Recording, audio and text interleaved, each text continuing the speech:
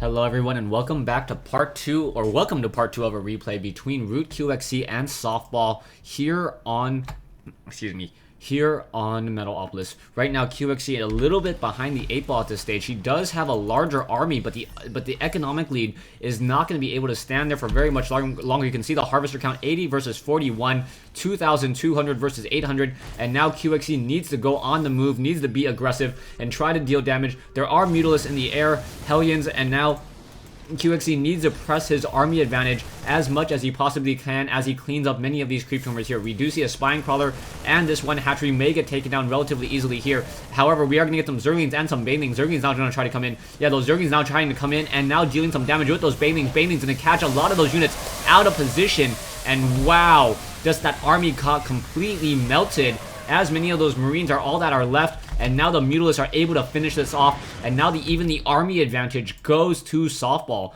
Zerglings once again on the move, trying to finish down and make sure that QXC does not get this expansion up. We do see another upgrade to a command, or up to a planetary fortress over here. Will it be up in time?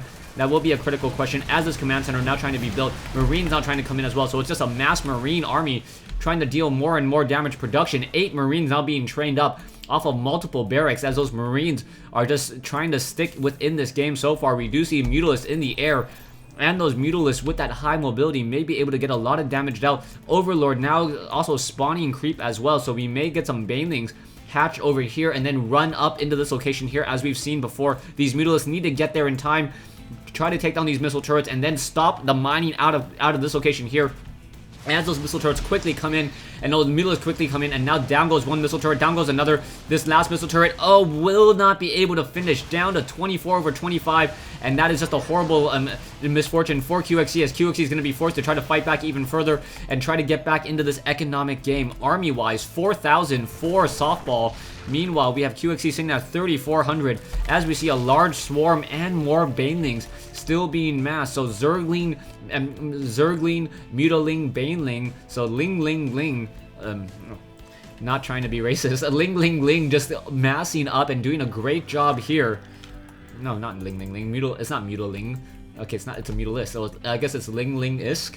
So Ling is now once again on the move. Mutalisks quickly trying to come in, trying to get a lot of damage across all these missile turrets, making sure that those SCVs are unable to do anything. However, there are now Marines coming in and now dealing a lot of damage there. So Mutalisks now trying to come in, trying to finish off, trying to get a lot of splash damage. And the sheer number of Mutalisks may be able to help win out on this fight, as those Mutalisks do have 2-0 upgrades. And now in come the Banelings once again. The Banelings have completely finished off this planetary fortress here. So you're gonna see the Zerglings and then the Banelings. So 15 Banelings is all it takes to take down a planetary fortress, and down it goes. And now many of those SCVs were taken down, and those Mutalisks live to fight another day. So QXC now really not mining all from that much, down to 39 harvesters, and not even mining any gold minerals. This place is not even worth mining any longer, as these mineral patches are nearly mined out, already down to 114, down to 300, and one of those mineral patches are gone. Back over here, Softball doing a great job, still staying in this game, having a very, very large gas army, and now still gathering plenty of gas, over 1,000 gas a minute, so he will be able to get a lot of gas in order to get more and more Mutalisks. We do see the Zerg level 3 Carapace upgrades, so those Zerglings will be able to take a lot of damage as well. Those Zerglings gonna reduce the 9 damage from those Marines down to 3, but those Hellions will still be able to get a lot of damage in. 28 to down to 25, doesn't really matter, as it only takes 2 shots to take these down. Missile turret now going to take him down, and you can see how much damage those Hellions are able to do against multiple Zerglings. Mutalisks now in the air trying to figure out what they can do, and in order to do some more harassment. Marines now trying to come back underneath, and it looks as though QXC somehow able to keep up with a macro style army, or with a decent mineral size army here, even though he is only currently running off of 2 bases now, compared to Softball's 1, 2, 3, 4, 5, 6 hatcheries. So 6 hatcheries, 3 of them out of mining locations, and still trying to get even more and more harvester count. 80 harvesters compared to 40 with 3 mules.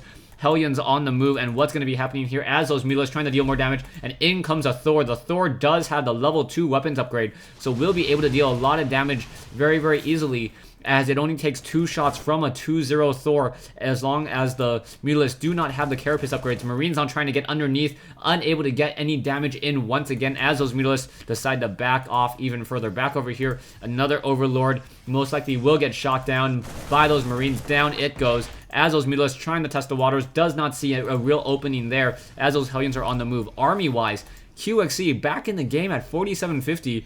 Income-wise, still behind at losing 800 minerals a minute. You can see the sheer number of production buildings that QXC has at this stage in the game. A lot of idle SCVs though. Currently sitting on 7 idle SCVs, and now it's going to it's all going to come down to whether or not Softball will be able to take up this hatchery and how successful his Greater Spire tech will be. I do not see that many Corruptors currently in the air, only Mutalisks and some Ultralisks on the ground.